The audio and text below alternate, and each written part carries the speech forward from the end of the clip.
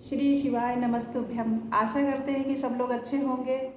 हम भी अच्छे हैं। मेरी भगवान से बस यही प्रार्थना है कि सब लोग अच्छे हों, अच्छे से रहें। हम भी अच्छे हैं। आज हम आपको एक कहानी सुनाने जा रहे हैं। एक राजा थे, उनकी 5 बेटियां थीं। एक दिन राजा ने अपनी 5 बेटियों से पूछा कि तुम किसके भाग्य से खाती हो। राजा की पहली बेटी ने कहा कि मैं आपके भाग्य से खाती हूँ। दूसरी ने भी कहा कि मैं भी आप ही के भाग्य से खाती हूँ।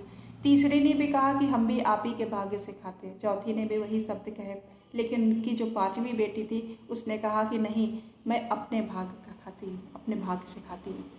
राजा को ये बात बहुत अजीब सी लगी और मतलब उनको सुन के अच्छा नहीं लगा ये शब्द जो उसने बोले। तो जब उनकी शादी की बारी आई तो उनकी जो 4 लड़कियों ने कहा था कि मैं आपके भाग्य से खाती हूँ, उनकी शादी उन्होंने राजा महाराजाओं के साथ में कर दी। और जिसने ये कहा था कि मैं अपने भाग्य से खाती हूँ, उसकी शादी लकड़हारे के साथ में कर दी, जो जंगल में लकड़ियाँ काटता है, उसके साथ में उसकी शादी कर दी। सब अपने अपने घर में चली गई। एक बार रानी नदी में स्नान करने गई। स्नान करने से पहले उन्होंने अपने कपड़े और जेवर उन्होंने नदी के किनारे रख दिए। अचानक वहाँ पे चील आ गया और रानी के हार को सांप समझ के उठा ले गया और ले जाके उसने जंगल में गिरा दिया। और उस जंगल में गिरा जिस जंगल में वो लकड़हारा लकड़ी काट रहा था। वो हार उस लकड़हारे को मिल गया। वो हार को देखा उसने, ना तो उस हार की कीमत का अंदाज़ा लगा पाया और उसने कभी ऐसी चीज़ें देखी नहीं थी। तो उसने वो हार उठाया, बोला कि चलो अपनी बीवी को दे देते हैं। वो लकड़हारा हार को उठा के लेके घर में आ गया, अपनी बीवी को देता है। बीवी ने उसके जैसे ही हार को देखा वो तुरंत पहचान गई, ये हार तो रानी का है और ये तो 9 लखा हार है, इसकी कीमत तो बहुत है। उसने उस हार को उठा के रख दिया। फिर राजा ने ढिंढोरा पिटवाया कि रानी का 9 लखा हार खो गया है, ढूंढने वाले को मुँह मांगा इनाम देंगे, जो मांगेगा वो देंगे। तो ये बात जब लकड़हारे के कान में पड़ी कि राजा ने ढिंढोरा पिटवाया है, लकड़हारे ने अपनी बीवी को बताया। उसकी बीवी ने कहा ठीक है। उसने हार दिया लकड़हारे को, अपने पति को, और कहा कि जाओ राजा के पास, ये हार राजा को दे आओ। और जब राजा तुमसे पूछे कि मांगो तुम्हें क्या चाहिए, तो तुम उनसे ये कहना कि राजा साहब हम नहीं मांगेंगे, मेरी बीवी मांगेगी। और क्या नाम, आप हमको वचन दो। उसकी बीवी ने कहा कि वचन लेके आना। तो लकड़हारे ने कहा कि और कह देना कि दीपावली में मांगेगी आके। तो वो जो लकड़हारा था वो गया राजा के पास में, उसने राजा को हार दिया और राजा ने कहा कि मांगो तुम्हें क्या चाहिए। तो उसने कहा कि मुझे नहीं मांगना है आपसे, मेरी बीवी मांगेगी और आप मुझे वचन दो, मेरी बीवी दीपावली में आएगी और उसी दिन मांगेगी, और आप मुझे वचन दो कि मेरी बीवी जो मांगे आप मुझे दोगे। तो राजा ने कहा ठीक है। राजा ने वचन दे दिया पूरे समाज के सामने, पूरी प्रजा बैठी थी उनके सामने, उन्होंने वचन दे दिया कि तुम्हारी बीवी जो मांगेगी हम उसे देंगे। वचन लेके लकड़हारा घर आ गया।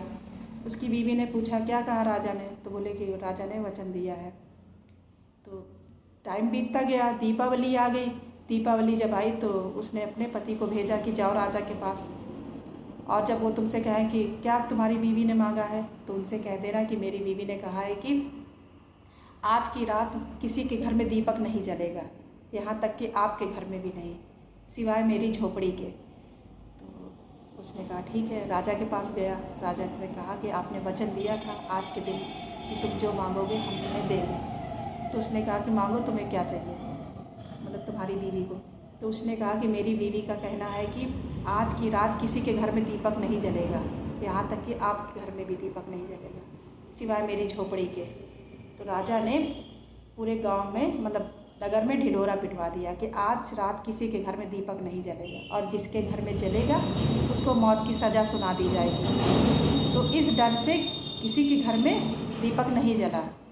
पूरे नगर में अंधेरा, सिवाय उसकी झोपड़ी के। उसकी झोपड़ी में दीपक जल रहे थे, थोड़े नहीं बहुत सारे दीपक जल रहे थे।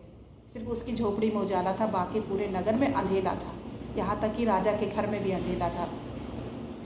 रात में लक्ष्मी माता आई और पूरे नगर में घूमने लगी।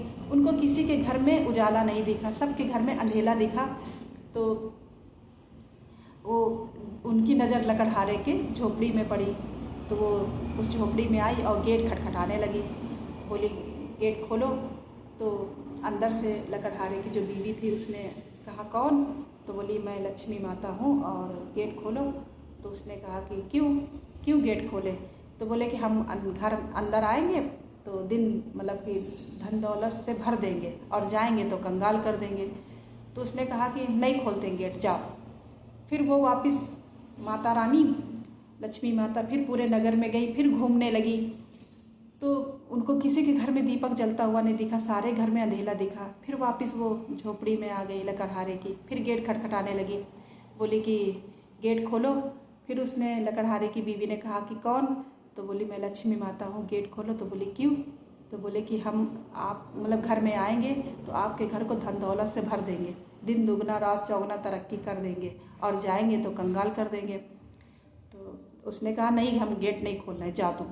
फिर वो माता रानी वापस चली गई और फिर वो तिवारा फिर नगर में घूमने लगी। तीसरी बार घूम के आए, फिर भी उन्हें किसी के घर में उजाला नहीं दिखा। फिर वो लकड़हारे की झोपड़ी में आ गई और गेट खटखटाने लगी। तो लकड़हारे की बीवी ने कहा कौन? तो बोले कि हम लक्ष्मी माता हैं और गेट खोलो और हम घर में आएंगे तो धन दौलत से भर देंगे और दिन दुगना रात चौगुना तरक्की कर देंगे और जाएंगे तो कंगाल कर देंगे। तो मतलब उन्होंने कहा कि नहीं, हम गेट नहीं खोलेंगे, पहले मुझे वचन दो कि तुम आओगी तो जाओगी नहीं। तो लक्ष्मी माता ने कहा कि ठीक है, हम वापस नहीं जाएंगे, गेट खोलो।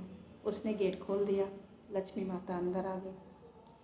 आने के बाद में उसको मतलब कि ऐसी तरक्की हुई कि उसकी जो लकड़ियाँ थी वो चंदन की लकड़ियों में बदल गई।